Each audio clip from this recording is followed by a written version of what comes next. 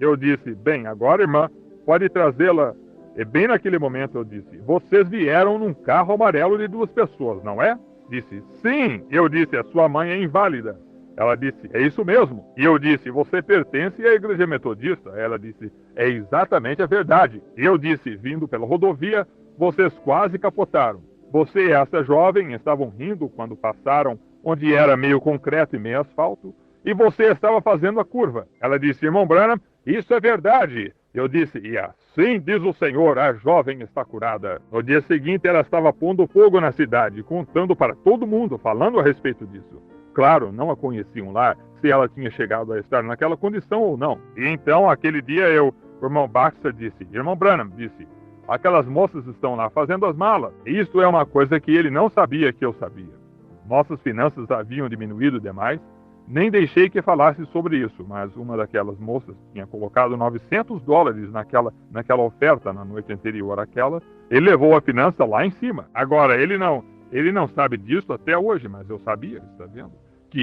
Deus me disse que estaria bem. O irmão Baxter disse, irmão Branham disse, é melhor me deixar fazer uma pequena arrecadação. Disse, alguns desses curadores divinos aqui que estiveram com eles arrecadaram muito deste povo. Eu disse, nada, não senhor.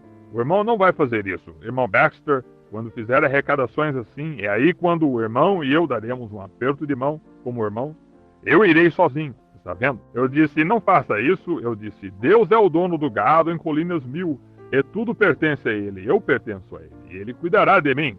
Ele disse, muito bem. E naquela noite mesmo ele disse, irmão Branham, veja aqui, veja aqui. Eis um envelope aqui sem nome nele. Tem 9 notas de $100 nele. Exatamente o que precisamos para nos refazer. Eu disse, irmão Baxter, ele disse, perdoe-me. De sorte que eu sabia que era aquela moça. De sorte que no dia seguinte, o irmão Baxter disse, irmão Branham, elas estão lá arrumando as roupas, chorando. Eu disse, o que aconteceu? Disse, é melhor descer e vê-las. Desci até o apartamento onde estavam. Eu disse, que apartamento estão? Desci até lá e bati na porta. Eu as ouvi chorando. Bati na porta e a moça veio à porta. Ela disse, oh, irmão Branham, desculpe. Ela disse, causei-lhe todo este problema. Eu disse, problema? O que aconteceu, irmã? Ela disse, oh, fiz que o FBI viesse atrás do senhor. E eu disse, oh, é mesmo? Disse, sim. Disse, acho que testifiquei demais pela cidade hoje e tudo mais. Eu disse, não. E ela disse, irmão Branham, o FBI está lá, vai desmascará-lo hoje à noite. Eu disse, bem, se eu estou fazendo alguma coisa errada, preciso ser desmascarado, está vendo? Eu disse, claro, se for pregar o evangelho, preciso ser desmascarado, bem, que seja feito, está vendo? Eu disse, eu vivo por esta Bíblia, e o que esta Bíblia não diz, esta é a minha defesa, neste mesmo ponto, está vendo? E eu disse, ela disse, bem, disse, desculpe por ter feito o que fiz. Eu disse, a irmã não chegou a fazer nada? Ela disse, bem, não está com medo de ir lá? Eu disse, não. Ela disse, bem, o FBI está lá. Eu disse, bem, já me aconteceu deles virem à minha reunião antes e serem salvos. Eu disse, senhor Al Ferrar, capitão Al Ferrar, muitos de vocês sabem da sua conversão lá em Tacoma, Washington. Foi salvo bem numa galeria de tiro ao alvo. Veio à reunião, ele disse, segui esse homem durante 2 anos. Eu ouvi falar das finanças e observei isso. E fui por todos os lugares. E disse, é a verdade, vocês não estão ouvindo a um fanático hoje à noite, vocês estão ouvindo a verdade. Disse, um dos homens da força policial que mandei um médico dar uma olhada no seu filho, eu o enviei para passar pela fila de oração. E disse, foi dito à criança exatamente qual era o seu problema e o que lhe havia acontecido. E disse, em 8 dias estará de volta na escola, um caso de paralisia infantil. E disse, no 8º dia a criança voltou à escola. Disse, eu o tenho seguido por 2 anos.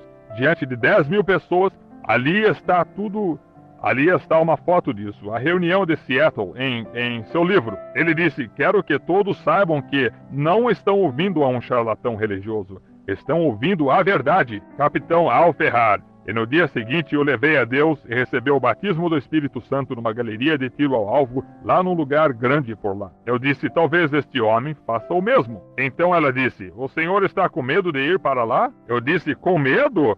Ora, certamente que não. Certamente que não. Por que deveria estar com medo quando Deus me enviou para fazer isso? É ele que entrava a batalha, não eu. Então eu disse, Agora, quero que todos vocês fiquem longe disso. E então, fomos para a reunião aquela noite. Aquele lugar estava abarrotado. E o zelador ali veio e disse: Reverendo Branham, paguei 10 crianças mexicanas. Disse: Veja aqui, Reverendo Branham a ser desmascarado hoje à noite pelo FBI, um fanático religioso, ou alguma coisa assim. E disse: Está em cada um daqueles carros. Tirá-los, disse, paguei 10 criancinhas mexicanas, vão tirá-los todos e colocá-los aqui. Disse: sinto como que se eu pudesse pegar aquele sujeito. Eu disse: Não se preocupe, senhor. Deus o pegará, veja. Eu disse: apenas deixe-o em paz. Então ele veio e aquela noite, quando chegamos, nunca me esquecerei. Entramos no recinto, o irmão Baxter cantou Somente Crer. Ele disse: agora, o irmão Branham diz hoje à noite para sairmos do edifício. Disse: vou para a parte de trás sentar. Ele disse: estão para desmascará-lo hoje à noite aqui na plataforma. Ele disse: já ouvi muitas batalhas difíceis e vi Deus tomar o seu lugar. Disse: eu vou para trás sentar. Subi. Eu disse: agora mesmo eu estava lendo um pequeno artigo aqui que era para eu ser desmascarado hoje à noite aqui na plataforma. Eu disse: quero que os agentes do FBI agora venham e me desmascarem aqui na plataforma. Eu disse: encontro-me aqui em defesa do Evangelho. Quero que venham e me desmascarem. Esperei. Eu disse: talvez ainda não estejam aqui. Eu sabia onde eu estava. Ele já havia me mostrado em minha sala lá o que ia acontecer antes de eu sair. Veja você. Eu disse, acho que vou esperar um pouquinho. Poderíamos cantar um hino? E uma pessoa subiu e cantou um solo. Eu disse: senhor agente do FBI, o senhor está dentro ou fora? Estou esperando para ser desmascarado. Poderia vir? Ninguém veio. Continuei a me perguntar onde estava. O senhor me contou o que era aquilo. Eram 2 pregadores apóstatas e eu estava observando. Vi uma sombra negra pairando no canto. Eu sabia onde ela estava. Olhei para lá e se moveu direto para cima e foi para a galeria assim. Um homem de terno azul, um de cinza. Eu disse: amigos, não há FBI. O que o FBI tem a ver com pregar a Bíblia? Eu disse: certamente que não. Não eram 2 agentes do FBI para me desmascararem. Mas aqui está o desmascaramento. Aí estão sentados bem aí em cima esses 2 pregadores aí mesmo. E se abaixaram. Eu disse: não se abaixem assim. E 2 daqueles grandes texanos estavam a subir lá para pegarem-nos. Eu disse: não, irmãos, este não é assunto de carne e sangue. Apenas fiquem sossegados. Deus cuidará disso. Eu disse: agora, irmãos, olhem. Enquanto estão aí em cima, olhem nesta direção. Eu disse: se vocês disseram que sou Simão, o mágico, sob feitiçaria, que eu estava enfeitiçando o povo, eu disse: se sou Simão, o mágico, então vocês são os homens de Deus. Agora vocês desçam a esta plataforma, e se sou Simão, o mágico, que Deus me derrube morto. E se eu sou o profeta de Deus, vocês desçam, e que Deus os derrube mortos. Agora veremos quem é o certo e o errado. Agora desçam. Cantaremos um hino. Para fora daquele edifício foram eles, e desde então nunca mais os vimos. Está vendo? Eu disse: venham, se sou Simão, o mágico, que Deus me derrube morto. E se sou profeta de Deus, então Deus os derrubará mortos quando vierem a esta plataforma. Se sou verdadeiro ante Deus, Deus os deixará morrer nesta plataforma. Eles sabiam o que ia acontecer, isso mesmo. Eles sabiam o que ia acontecer, tinham recebido informação de outros lugares, isso mesmo.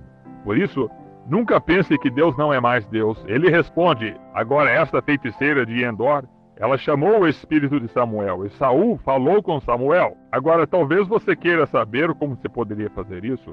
Isso não se pode fazer hoje.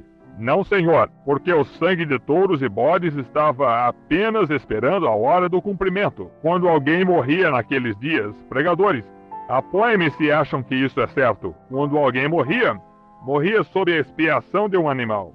E sua alma ia para o paraíso, e ali ficava até o dia da redenção, e sua alma estava ali. Deixe-me fazer uma pequena ilustração para você aqui. Quantos leram meu artigo ou o artigo que escreveram sobre mim no Reader's Digest aqui por volta de outubro, edição de novembro?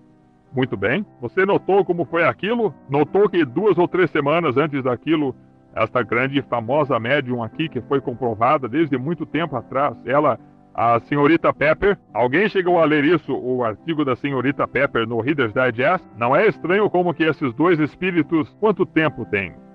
Só um pouquinho. Estou com 20 minutos passados, terei que me apressar. Sei que vocês têm... Vejam, desculpe-me um minuto. Você sabe, tem o falso. Tem um verdadeiro e um falso de tudo. Se eu lhe der $1 e digo, este dólar é verdadeiro, e você olha nele, teria que parecer bastante com o dólar verdadeiro ou você não acreditaria nisso, está certo? Por isso, terá que ser uma imitação muito boa. Este Jesus disse que os dois espíritos nos últimos dias seriam tão parecidos a ponto que enganaria o próprio eleito, se possível, o povo religioso. Agora lembre-se, agora não há nada lá naquelas frias formais, por fora tem apenas forma de piedade. Veja você, mas estes dois espíritos, os espíritos verdadeiros, seriam tão parecidos a ponto que enganaria o próprio eleito do modo que estariam operando lado a lado nos últimos dias. Jesus disse isso? Disse. Agora observem, amigos. Farei uma pequena ilustração para vocês. Quero que vocês olhem para cá só um minuto e prestem atenção ininterrupta, porque vou contar-lhes uma parábola e então vocês verão isso. Agora, no Reader's Digest, estava escrito lá e eu me encontrava lá. Estávamos com 2.700 pessoas esperando para receberem oração, que se encontravam lá.